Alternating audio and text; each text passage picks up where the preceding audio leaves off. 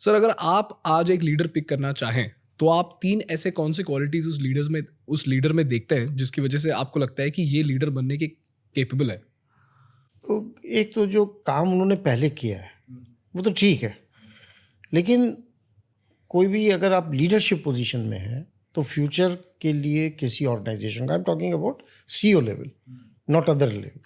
तो CEO level में सबसे बड़ी क्वालिटी कुछ तो एक जिसको कहते हैं फ्लोर है, अगर वो नहीं है तो उसके बिना तो आप बन ही नहीं सकते। एक्चुअली आपका ईमानदार होना, आपका लोगों के साथ एम्पैथी होना, चाहे वो आपके एम्प्लॉयज़ हों, कस्टमर्स हों, आपकी इंटीग्रिटी जो है वो ठीक होना, तो कुछ चीज़ें तो बेसिक फ्लोर।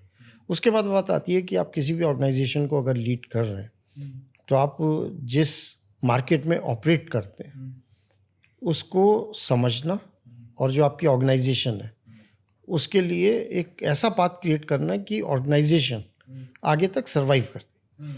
अब स्टेट बैंक है, ये इसका 200 साल से ज़्यादा का इतिहास, और एक कॉम्पिटिटिव एनवायरनमेंट में बैंक ऑपरेट करता है, और बैंकिंग इंडस्ट्री में चेंजेस बहुत हो रहे हैं, कंपटीशन बहुत। तो ऐसे में स्टेट बैंक के लिए जो एक चैलेंज होता है कि अपनी जगह भी बना के रखें, पोजीशन लूज ना करें, और आगे का जो अनफोल्डिंग सिनेरियो है उसके लिए संस्था को तैयार करें।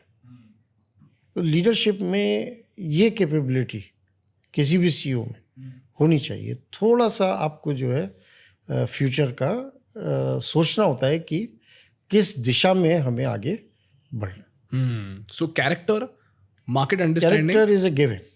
अगर लीडर का कैरेक्टर वीक है तो वो ऑर्गेनाइजेशन के लिए बहुत डैमेजिंग हो सकता है। तो strong character is a must, capability to work hard is also a must, but CEO level पे खुद इतना काम नहीं करना पड़ता जितना कि दिशा देनी पड़ती। तो थोड़ा सा फर्क हो जाता है जब आप एक काम करने वाले कैडर में और एक आप सीईओ कैडर में। तो आपको कई बार ऐसा भी लगेगा, अगर आप, जब मैं चेयरमैन था और अगर आप मेरे कमरे में आते हैं तो आपको लगता है यार चेयरमैन के पास कोई काम नहीं बिल्कुल खाली टेबल पड़ी हुई है, कोई फाइल नहीं है, कुछ नहीं। तो इसका मतलब ये नहीं है कि दिमाग काम नहीं कर रहा, दिमाग चलता रहता है। सर जब मैं किशोर बियानी सर से मिला था तो सर एकदम खाली बैठे थे। तो मैंने सर से पूछा कि सर आप मतलब देख के तो सर लग नहीं रहा है कि आप बहुत बिजी हो, लेकिन जब मैंने आपसे अपॉइंटमेंट लिया तो मुझे लगा कि आप तो बहुत बिजी होंगे, और आपने सीधा मुझे 1 घंटा दे दिया।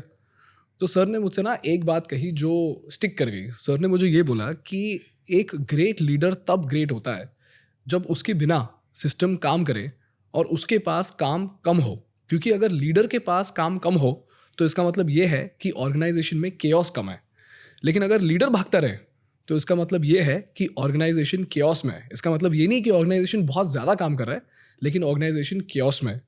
सो he used to say that the attribute of a great leader is when the leader can stay at peace, because that's when the organization is at peace, which is something that हाँ, मैं समझता हूँ कि ये जो उनका विचार है इससे मैं काफ़ी हद तक सहमत हूँ। बाकी लेकिन फिर भी जैसे स्टेट बैंक जैसे उसमें आप कितना भी चाहें, लेकिन आप कुछ भी प्लान करें, लेकिन हो सकता है कि नेक्स्ट डे आपका जो प्लान है, जो आप प्लान करके आए हैं वो सब बदल जाएगा नेक्स्ट मॉर्निंग।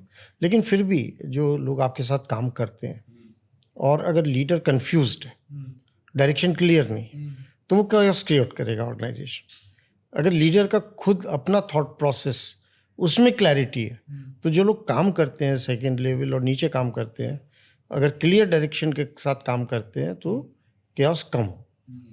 सर ये लीडरशिप में जो क्लैरिटी की बात जो आपने करी ना, क्या ये क्लैरिटी एक नेचुरल एट्रीब्यूट है कि क्या इसको कल्टीवेट करना पड़ता है? मुझे लगता है दोनों हैं। कुछ तो है, जैसे मैंने कहा, every individual we are born differently. हम लोगों की जो अपब्रिंगिंग होती है वो सबकी अलग होती है। घर में क्या वातावरण है, स्कूल में क्या था, और फिर आपने जो पढ़ाई करी है उसमें क्या था। तो कुछ चीज़ें तो नेचुरली आती हैं और कुछ कल्टीवेट भी करी जा सकती है। इसीलिए ये सब जो आपका एक लर्निंग का प्रोसेस है जो कि पूरा ज़िंदगी भर चलता है, तो उसमें बहुत सी चीज़ें ऑब्जर्व करके, और अगर आपका एटीट्यूड है कि मुझे लर्न करना है तो आप लर्न कर सकते हैं। अगर आपका एटीट्यूड है आई एम गॉड, मैं तो सब जानता हूँ, तो अगर ऐसे एटीट्यूड के भी लोग होते हैं वो कभी लर्न नहीं कर पाते।